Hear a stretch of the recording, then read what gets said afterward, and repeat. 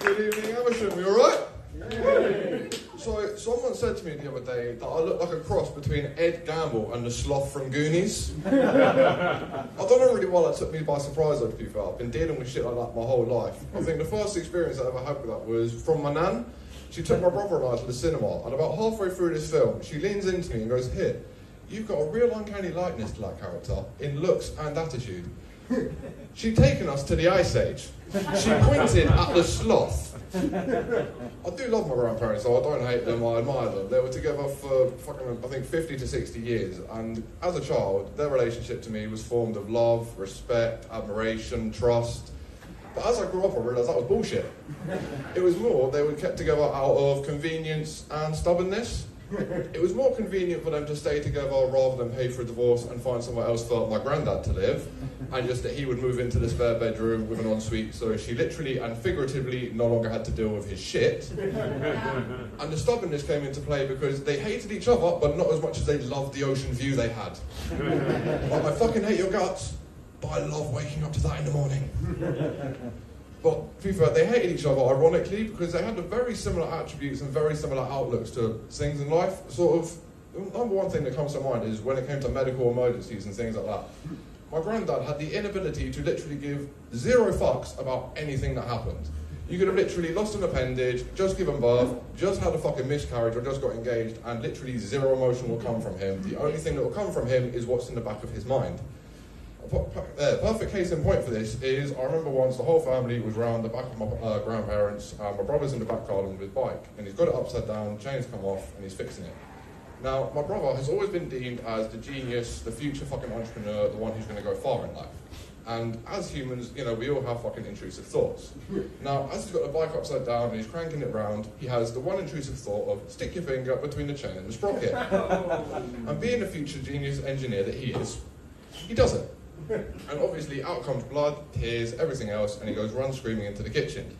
My nan's first port call is to scream at him, "Stop getting blood on the tiles, you're going to stain the kitchen." And then my mom takes to cleaning up his hand, my dad takes to keeping me calm, and my granddad just saunters in, sees the situation, sees the blood, hears all the screams and crying, and just utters out, "Did you know, during the 17th century French War, the Croatians invented the necktie? Just so you'd like to know." And walked out. Didn't give a fuck. My nan, on the other hand, her cause for concern is very radius based.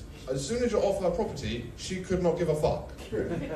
Another perfect example for this is my brother and I are playing out on the street around my mum's house, and we're playing up and down the street on our bikes. Now all of a sudden my brother goes over the handlebars and fucks his wrist up. And just telling this now, I've realised he hasn't had a great relationship with bikes. It's probably why he's been smart and stuck with cars. But as a younger brother, I sprint back to my house and I find the first adult that I can, which is my nan. And I tell her, you know, my brother's come off his bike, he's really badly hurt his wrist, can you come and help? Now her first protocol is to light a cigarette, grab her cup of tea, come down to my level, which I find really condescending. No one really realises that, you know. I know you're taller than me, you don't have to come down to here to speak to me. And she goes, "I've just lit a cigarette, I've got a cup of tea, your mum's in there, go ask her." In other words, I can't give a fuck, I didn't push you out, go get your mum. So I go through to the front room, I find my mum, and fair enough, she is sat there watching Eggheads, so she's not really doing fucking anything. And I relay the information to her, my brother's come off his bike, really badly hurt his wrist, can you come and help? She sighs, "Fine. Where is he?" "He's down the end of the road." "For fuck's sake, couldn't have fallen off outside the front of the house, could he?" I mean, well no, accents aren't normally technically conveniently based. You know, A&E would love it if everyone was just to get stabbed or murdered outside the front. Oh, brilliant. But no, obviously we go down there, and my mum's always claimed to be quite observant, quite hawk-eyed, as all parents claim to be. But obviously we get down there, she doesn't notice that making my brother do that with his wrist is making him cry more, and also doesn't notice that his wrist is pretty much 2 inches to the left, which is clearly dislocated. Doesn't stop her from grabbing that wrist, pulling him to his feet, telling him to grow up, get on his bike, because she's now missing eggheads.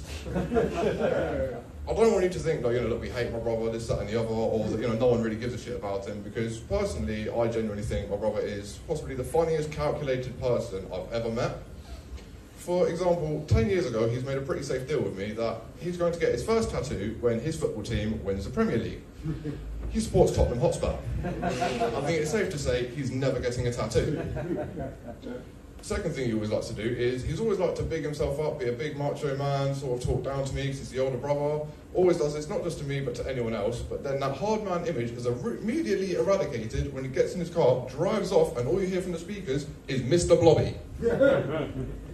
And the third thing that he's done, and this is the best thing I think he's ever done with his life, just by even though he's become an engineer, is he lives at home with my mum, and that's not the funny part.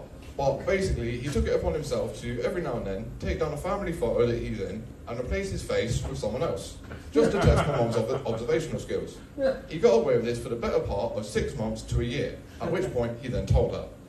Now, this proves two things. One, she is not as observant as she claims, and two, my mum would not be able to tell the difference between my brother and Kim Jong-un if they were stood next to each other. That's all from me this evening. Good night.